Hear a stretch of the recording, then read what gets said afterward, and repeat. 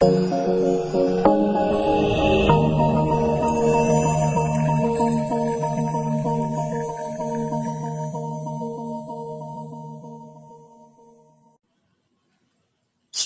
siang semuanya.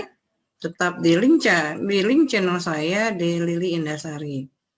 Masih di mata kuliah konsep sistem informasi, pertemuan ke-13 atau part 13 ini nanti kita akan membahas tentang kualitas, baik itu dari sisi kualitas produk. Nanti ada lagi kualitas jasa. Peranan informasi dalam kualitas produk dan jasa.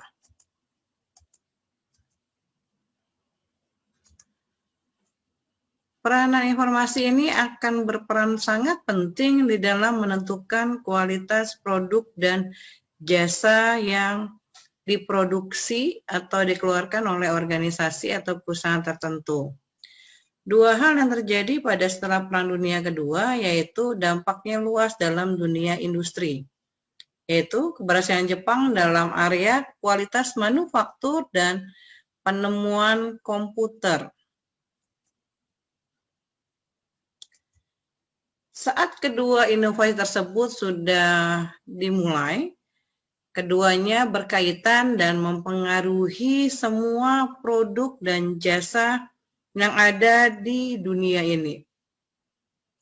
Khususnya komputer akan sangat berperan penting dalam organisasi-organisasi yang menghasilkan baik dia berupa produk ataupun dengan jasa yang pastinya memiliki kualitas. Unit jasa informasi menghasilkan produk, yaitu informasi yang dibutuhkan oleh pelanggannya, yang dibutuhkan oleh konsumennya. Jasa informasi menyediakan jasa bagi pelanggannya dalam bentuk bantuan untuk mengembangkan atau menggunakan sistem informasi tersebut. Kalimat atau istilah kualitas pada saat Anda membeli barang atau misalnya Anda menggunakan jasa, pastinya akan berpikir dan sering melihat kualitas itu apa sih?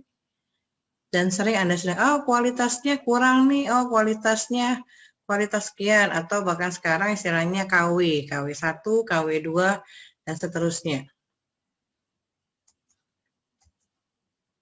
Apa itu kualitas?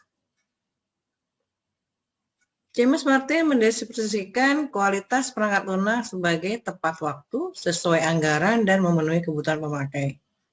Jadi, yang paling sederhana definisi kualitas adalah kesesuaian dengan spesifikasi pelanggan. Ide dasarnya, kualitas bukanlah memenuhi sejumlah kriteria yang ditetapkan perusahaan, tetapi sebaliknya. Kualitas memenuhi kriteria yang ditetapkan oleh pelanggan. Kalau pelanggan puas atau apalagi sangat puas, pasti akan memiliki kualitas yang baik.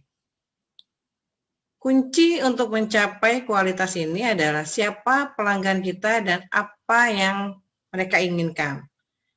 Ada terbagi menjadi dua, yaitu kualitas produk dan jasa. Kita masuk di dalam kualitas produk. Pengertian produk menurut Kotler adalah segala sesuatu yang dapat ditawarkan ke pasar untuk mendapatkan perhatian, kemudian dibeli, digunakan, dikonsumsi, dan dapat memuaskan keinginan atau kebutuhannya. Produk adalah elemen kunci di dalam keseluruhan penawaran pasar yang ada. Sehingga kualitas adalah keunggulan yang akan dimiliki oleh produk tersebut.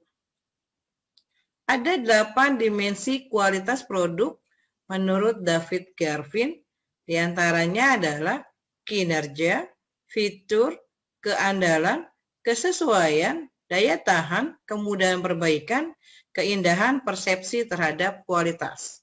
Kita akan bahas satu persatu dari 8 dimensi tersebut. Kinerja.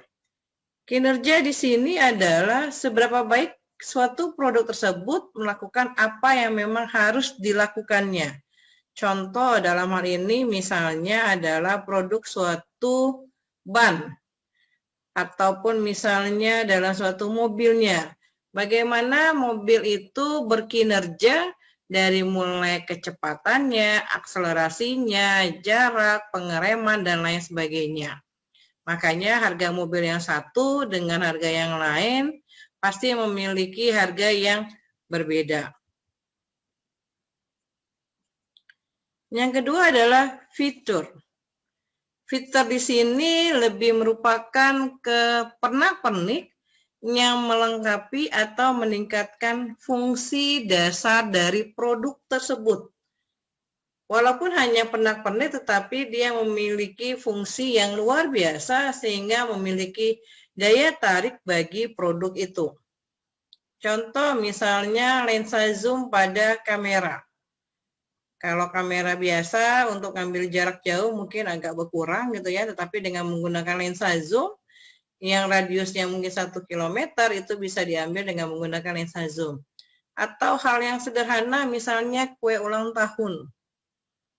Dasarnya kue ulang tahun sama-sama bolu, tapi kenapa harganya bisa bervariasi, kenapa pernak-perniknya bisa berbeda, tergantung dari hiasan atau pernak-pernik di atas kue ulang tahun tersebut. Keandalan. Keandalan ini adalah suatu produk akan berkaitan dengan kemampuan produk tersebut untuk bertahan selama penggunaan yang biasanya. Contoh misalnya NASA mementingkan keandalan komponen-komponen di dalam pesawat antariksanya. Karena adalah komponen tersebut adalah sangat penting untuk bisa beroperasional di antariksa pesawat tersebut. Keempat adalah kesesuaian. Dimensi ini akan berkaitan dengan seberapa baik produk tersebut sesuai dengan standar. Maksudnya adalah standar yang ada, kalau misalnya Indonesia ada standar nasionalnya seperti apa. Biasanya istilah standar ini dengan istilah kuantitatif yang sangat ketat. Contohnya misalnya kemurnian untuk suatu air minum atau air mineral atau air kemasan. Yang kedua adalah kesegaran memilih sayuran, buah, dan yang lain sebagainya, apakah masih fresh atau sayuran itu sudah beberapa hari yang lalu. Kelima adalah daya tahan di dalam kualitas produk. Maksudnya adalah ukuran umur produk dan teknologi modern yang memungkinkan hal ini. Contoh misalnya dalam hal ini adalah ban radial. Masa kini diharapkan misalnya 40.000 mil lebih dari 2 kali umur ban biasa jenis tertentu.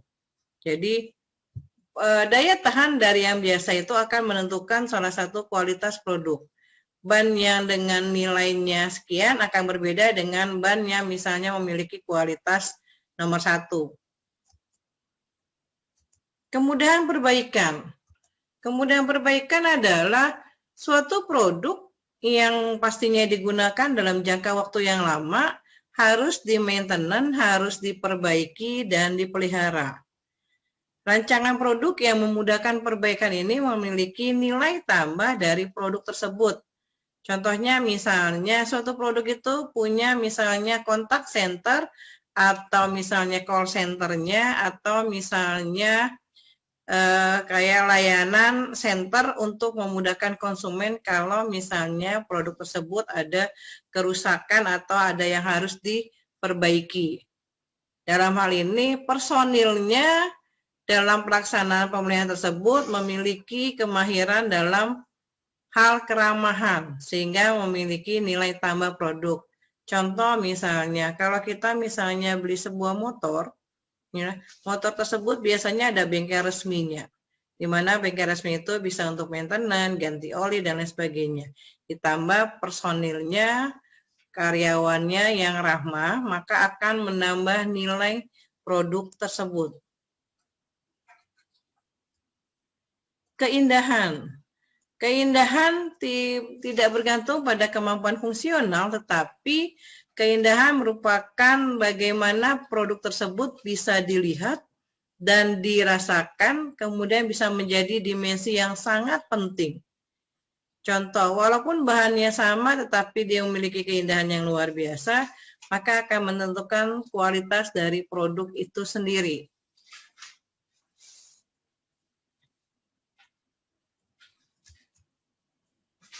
Terakhir adalah persepsi terhadap kualitas. Hal ini terletak pada citra atau reputasi produknya. Contoh misalnya, siapa yang tidak kenal dengan produk kemasan Aqua? Karena citranya sudah dari dulu sampai sekarang kemasan mineral itu adalah Aqua. Kita mampir ke warung misalnya mau beli Aqua, walaupun kadang-kadang di warung mereknya bukan Aqua. Itu adalah sudah ada atau sudah terlekat citra dari produk tersebut.